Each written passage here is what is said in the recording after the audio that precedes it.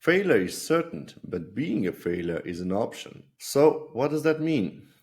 Everybody fails because that's how we learn in real life. But identifying as a failure, that's an option and a bad one, if I may add. So, a couple of weeks ago, I was at the downside. I was thinking about, failing a lot because I was considering myself failing at something. And I was thinking, what does failure actually mean? Am I a failure?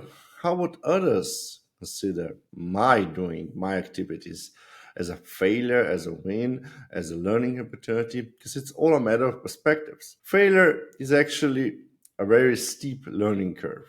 Failure is also an option, a method of discerning whether you are of appropriate material to achieve something in life, to be successful, or to be, a failure if you lean into it and identify as such. But no matter what you did in life, you succeeded at a lot of things. You succeeded at being friends, you succeeded being a schoolmate, a son or mother or daughter, whatever. You succeeded at those roles in society. So you have a lot of wins.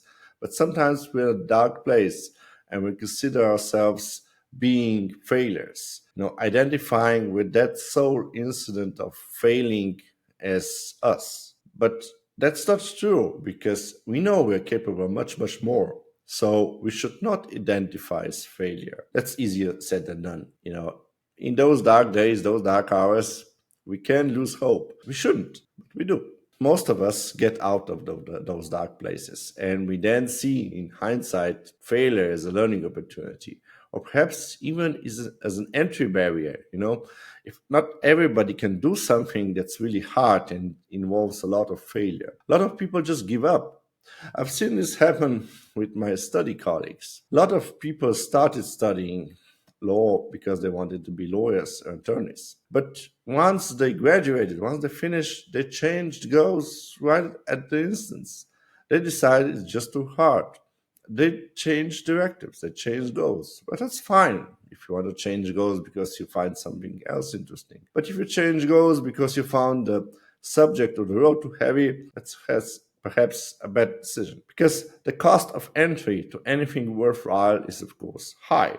It's either high in time, in money, all of the above. And everything worthwhile doing has actually an entry cost. And that's why one of the reasons it's so hard. The second reason is that real life is perhaps not such as a college life or school time. You had there, a really strict and approved curriculum. You don't have a teacher. You knew what the subject were. You had some kind of structure.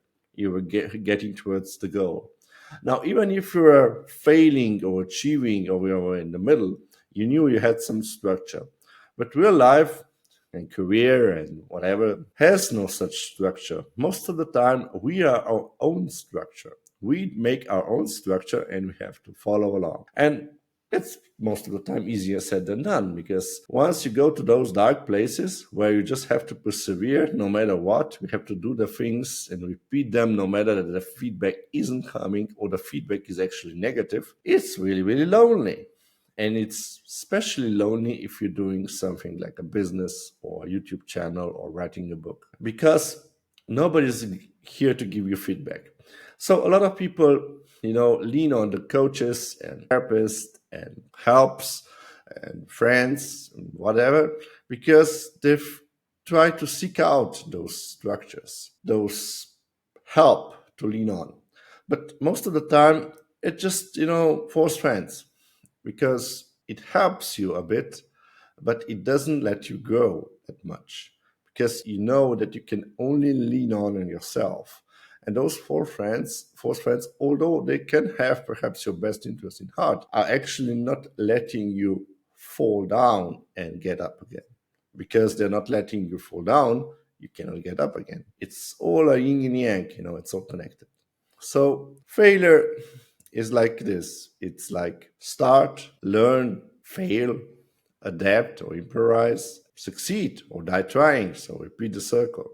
And usually, in contrast to this former school education, there's no end.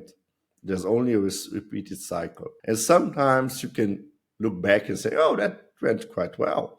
But most of the times, the journey is really, really long. So failing often is actually feels miserable, but it's quite the essential part of your way. Does it get better? Well, I'm now 42 years old and I'm thinking, no, it gets different, but it doesn't get better. It's not easier. Perhaps if you repeat something that you've done before, it gets easier. But if you're too of true nature of learning, of evolving, then you're doing stuff you haven't done before.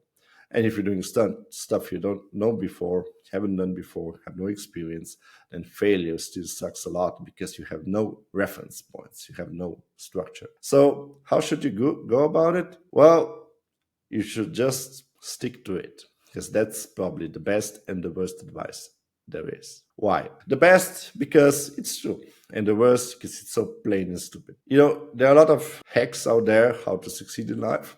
There are a lot of opportunities or tricks and scenarios or strategies that try to help or ease up. But as like David Goggins said, most of the time, life is not about hacks. There's no like circumventions.